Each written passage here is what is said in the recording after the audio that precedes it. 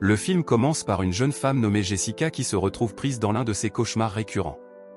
Elle est piégée dans la maison de son enfance, poursuivie par une créature qui prend l'apparence de son père. La créature se transforme ensuite en une araignée hideuse et est sur le point d'attaquer lorsque soudainement, Jessica se réveille dans son lit. Elle se trouve dans son appartement, en sécurité à côté de son mari, Max. Entendant sa femme halter de terreur, Max se réveille rapidement et lui demande si elle a encore fait un cauchemar. Il est évident que Jessica souffre de troubles du sommeil depuis un certain temps. On apprend aussi que leur famille déménage bientôt dans une nouvelle maison. Max conclut que ces cauchemars sont le résultat de divers problèmes, comme le déménagement et la gestion de son ex-femme.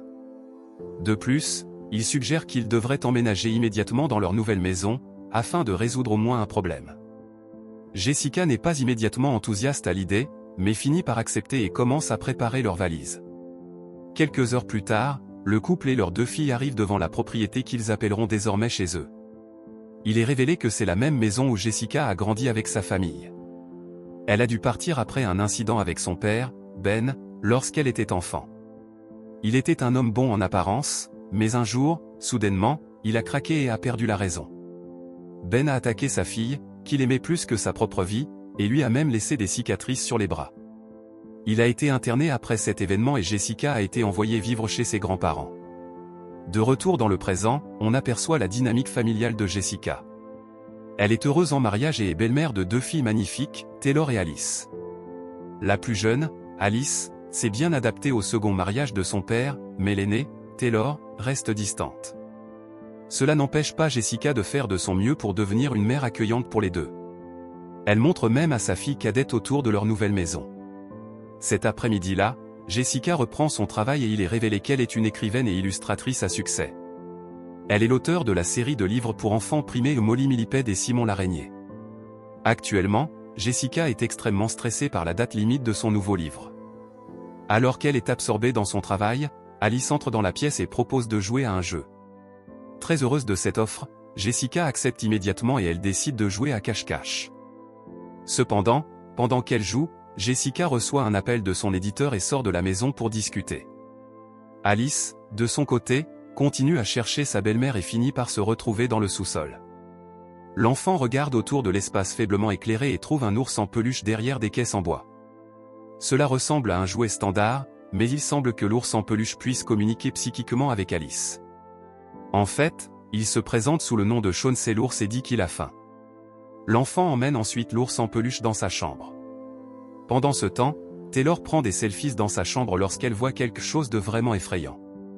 Dans le coin de l'une de ses photos, une étrange vieille femme est visible, regardant directement dans sa chambre. Taylor sort immédiatement pour vérifier qui est cette vieille femme, mais elle ne trouve aucune trace d'elle. Elle est plutôt accueillie par Liam, un jeune garçon du quartier. Les 2 adolescents se lient immédiatement et Liam l'invite à traîner. Quelques secondes plus tard, Jessica, qui parlait à son éditeur à proximité, entre pour discuter avec les jeunes. Mais Taylor est irritée par le fait que sa belle-mère essaie d'être trop amicale et s'enfuit dans sa chambre. Le lendemain, Jessica retourne à son travail, se sentant revigorée avec de nouvelles idées. Alice arrive bientôt en portant Chauncey et dit qu'il joue à la chasse au trésor. Le premier objectif de la chasse est de trouver des choses qui rendent Alice heureuse. Elle demande à sa belle-mère de lui faire quelque chose de joyeux, et cette dernière s'exécute. Jessica peint alors un visage souriant sur un ballon en caoutchouc bleu et le donne à l'enfant ravi. Cependant, cette nuit-là, alors qu'elle se prépare à aller se coucher, Jessica entend un bruit sourd venant du sous-sol. Elle descend pour vérifier et tombe sur le même ballon en caoutchouc qu'elle avait donné à Alice. Jessica est légèrement effrayée, car le visage souriant s'est transformé en un rictus. Cependant, son attention est détournée par une boîte voisine portant l'étiquette « Jessica 5 ». Elle contient une collection de peintures que Jessica avait faites lorsqu'elle avait 5 ans. Elle les feuillette distraitement et voit un dessin assez vivant d'une porte. L'ensemble du dessin semble étranger, en dessous, il y a une note qui dit « Ne jamais ». Néanmoins, Jessica laisse le dessin dans le sous-sol et monte vérifier Alice. Elle entend l'enfant organiser une fête de thé avec son ours en peluche et commence à l'enregistrer pour le montrer à son mari plus tard. Jessica trouve la scène extrêmement mignonne jusqu'à ce qu'elle entende la voix d'une femme dans la pièce. Elle ouvre immédiatement la porte, mais une étrange femme se précipite vers elle. Entendant le bruit, Taylor arrive sur place et éloigne la femme de Jessica. Il est alors révélé que l'intruse n'est autre que l'ex-femme mentalement perturbée de Max, Samantha. Elle s'était introduite dans la maison pour rencontrer ses enfants, mais est devenue violente lorsqu'elle a vu Jessica. La police arrive rapidement et ramène Samantha dans son institution psychiatrique. L'après-midi suivant, Max part en tournée avec son groupe. Sa famille lui dit au revoir et s'apprête à rentrer lorsque Jessica est abordée par une vieille dame. Elle se présente sous le nom de Gloria et révèle qu'elle était la babysitter de Jessica il y a des décennies. Mais Jessica se souvient à peine de son temps dans la maison avant que sa mère ne décède. Quelques heures plus tard, elle s'échappe de la maison pour rendre visite à son père, Ben, qui est actuellement admis dans une maison de retraite. Il s'avère qu'il a perdu une grande partie de sa raison après cet incident infâme. Jessica, cependant, continue de lui rendre visite, espérant qu'un jour il retrouvera ses souvenirs. Elle lui montre un caméscope avec une vidéo d'eux jouant et plusieurs autres souvenirs des bons vieux jours. Mais à ce moment-là, Ben saisit sa fille et commence à répéter hystériquement la même phrase, « Éloigne-toi de CB ». De retour à la maison, Taylor profite de l'occasion pour inviter Liam chez eux. Alice n'aime pas vraiment l'inconnu et souhaite irriter que Chauncey le mange. Pendant ce temps, Liam essaie de convaincre Taylor de voler l'alcool de son père. Elle lui interdit de le faire, mais le garçon trop enthousiaste prend tout de même une bouteille de whisky. Liam est tellement maladroit qu'il fait tomber la bouteille quelques secondes plus tard, créant un bazar sur le sol. Cela met Taylor en colère et elle lui ordonne d'aller chercher une serviette à l'étage pendant qu'elle nettoie le désordre. Alors que Liam cherche des serviettes supplémentaires, il voit quelque chose de vraiment étrange.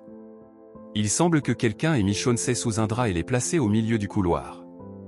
Les choses deviennent encore plus bizarres lorsque l'ours en peluche commence lentement à se traîner vers Liam. Soudain, le jouet se jette sur lui, se transformant en un monstre géant.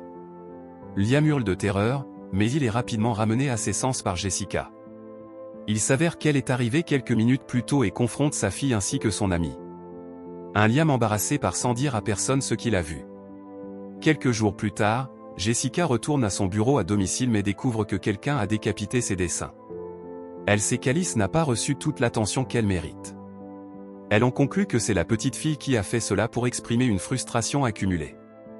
Jessica se rend alors dans la chambre de sa belle-fille et tente de discuter avec elle. Elle parle de son propre éducation difficile et de la relation tendue qu'elle a avec son père. Soudainement, elle entend Alice jouer dehors et vérifie sous le drap. Une Jessica embarrassée réalise qu'elle parlait à Chauncey, l'ours en peluche, tout ce temps. Par la suite, Jessica regarde tranquillement autour de la pièce et trouve la liste de la chasse au trésor sur un bureau voisin.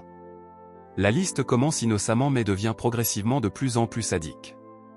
Les 3 derniers défis contiennent des choses sadistes telles que « fais quelque chose qui te fait peur »,« fais quelque chose qui te mettra dans les ennuis » et enfin « fais quelque chose qui fait mal ». Effrayée, Jessica va à la fenêtre pour appeler Alice mais tombe sur une vision horrifiante à la place. L'enfant joue avec un morceau de bois qui semble avoir été arraché de la clôture voisine. Alice se prépare à s'empaler la paume sur un clou rouillé qui dépasse du bois. Cela fait réaliser à Jessica que l'enfant est sur le point d'effectuer la dernière tâche de la liste. Elle se précipite donc dehors et sauve sa belle-fille avant qu'Alice ne se blesse. Quelques jours plus tard, Jessica appelle un psychologue pour enfants, le docteur Soto, afin qu'il parle à Alice. Le psychologue installe une caméra pour enregistrer la séance et commence à parler avec l'enfant. Elle demande à Alice de son ami imaginaire et cette dernière répond que son nom est Chauncey. Le docteur Soto lui demande alors de parler à Chauncey pour retirer les éléments risqués de la liste de chasse au trésor. Finalement, l'enfant accepte de le faire et commence à parler à l'ours en peluche de ce qui s'est passé il y a quelques jours. Mais Chauncey devient bientôt agressif, appelant Jessica fausse maman et une mauvaise personne. Alice défend sa belle-mère et finit par dire qu'elle ne veut plus être amie avec lui. Elle quitte ensuite la pièce les yeux remplis de larmes. La séance se termine brusquement, et Jessica demande au docteur ce qui vient de se passer. Soto lui dit qu'Alice a créé un ami imaginaire, qui n'existe pas dans la réalité. Jessica l'interrompt et dit que sa belle-fille parle en réalité à un objet réel, son ours en peluche et non à une chose inexistante. Mais le docteur, réalisant maintenant la racine du problème, dit qu'il n'y a pas d'ours en peluche. Pour prouver son point de vue, Soto montre même l'enregistrement vidéo de la séance. À la grande horreur de Jessica, il n'y a pas d'ours en peluche dans la vidéo et Alice parle toute seule. Jessica appelle ensuite sa belle-fille aînée et lui demande si elle a vu l'ours en peluche d'Alice. Mais Taylor n'a aucune idée de ce dont elle parle et confirme qu'il n'y a en fait pas d'ours en peluche. Il est maintenant évident que seules Jessica et Alice peuvent voir Chauncey. Le docteur Soto montre également une vidéo d'un cas similaire où un garçon nommé Louis avait un ami imaginaire. Il a vécu la même chose que ce que Chauncey est en train de faire à Alice. Vers la fin de la vidéo, Jessica entend Louis dire « jamais, jamais » plusieurs fois. Ce sont les mêmes mots qui étaient écrits sous le dessin d'une porte que Jessica avait fait quand elle avait 5 ans. Les choses deviennent encore plus compliquées lorsque, quelques instants après le départ du docteur, Alice disparaît de sa chambre. Taylor, qui blâme Jessica pour ce désordre, sort à la recherche de sa sœur.